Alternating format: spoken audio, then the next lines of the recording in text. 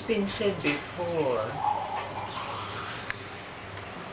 that our gatherings here and the stories that are told are like a chain that has no beginning and has no end. But like a chain, it has segments, those links which overlap but make a continuum. And as was said last week, we've begun another segment of that chain.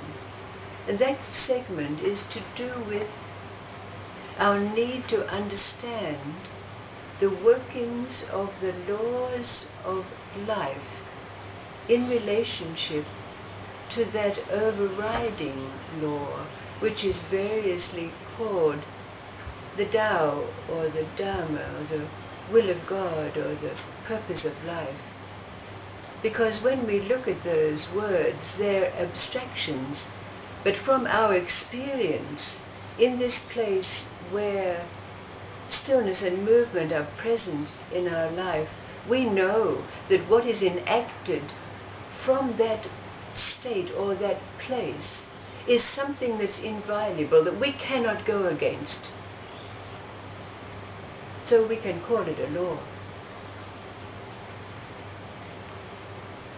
It's also been said that from my experience in telling stories over many years, it's been discovered that the Sufis are those who have been able, in their fairy tales, their folk tales, their allegories, to encapsulate all of this, the workings of the laws and clear evidence of that overriding law. So perhaps those of us who've heard some of the stories before will see that there are patterns in them, certain symbols that recur, which fit in with the matrix of what it is that we have in our own life. And we do have them. In fact, they're in many persuasions. The demons, the ogres, the angels, the fairies, the witches. All of these are very evident and symbolic of that which we have within our own being. But to bring it together so that we do have an ability to be able to understand all of these workings in relationship to this one overriding law, as we can now call it, is something that's needed for us. Otherwise, as it said, we're going to be like one of those sadhus or masks walking around the streets of India with matted hair and dishevelled clothes buttering. We have to know what we're about. So this is a Sufi story that has all of these elements in it. See what you can make of it yourself, resonating with the symbols rather than being caught in those fairy tale elements which are common to so many of the stories by different names. The demons, the devs, the ogres. They're in many, many different persuasions. Sufi story. There was a princess by the name of Aisha, a beautiful, gentle being. And she had in her possession a bird in a cage, a nightingale, kept in a beautiful aviary. Now, every night this nightingale would sing Princess Aisha to sleep. And in her sleep, oftentimes she would have a dream that she was in a beautiful place, a garden, where there was a palace. It was always the same place. But one night, when she lay down to sleep, she tossed and turned from side to side. She woke up in the middle of the night, went over to her bird in her cage, and said, "Bird, sing me a song that will lull me to sleep, so that I can perhaps go to this place, this garden that I know so well."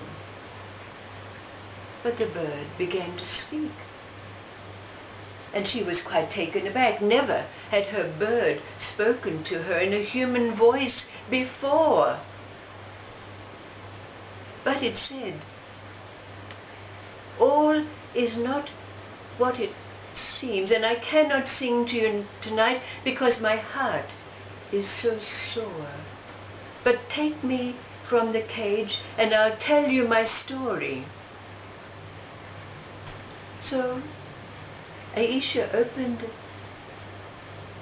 the door of the cage, and the bird came out and flew down on her hand and told her that he was in fact bewitched. He was a prince from a far distant realm, but had been cursed since youth to become a bird and caged.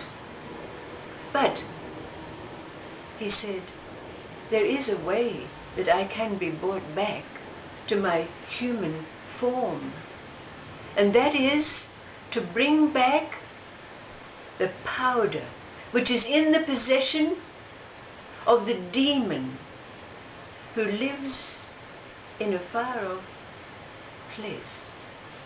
Now, Aisha was very piqued because she would like to know what the human form of this bird would be. So she said, "Tell me, what is it that I have to do? I'll do it for you." And he said, "If you go into that place that is in your dream, you will be able to find your way to the palace of the demon. And under his bed there is a sack in which he keeps the powder that will restore all of those who have been bewitched and taken another form to be brought back to their original form." Tell me, said Aisha. "I'll go there." So the bird said, "I will sing you to sleep. And when you arrive at the place of your dream, you have to follow the road, cross the bridge until you come to the palace. And then when you enter the palace, you go in a glass door, which is the door of the bedroom of the demon. And there you'll find the sack with the powder." But just as Aisha was lying down to sleep and waiting for her bird to trill, the bird said, "But one thing I have to tell you. You must not eat or drink in this enchanted place, because if you do, you will not be able to find your way back, and I will be doomed." Aisha fell into sleep with the trilling of her nightingale. And when she was asleep,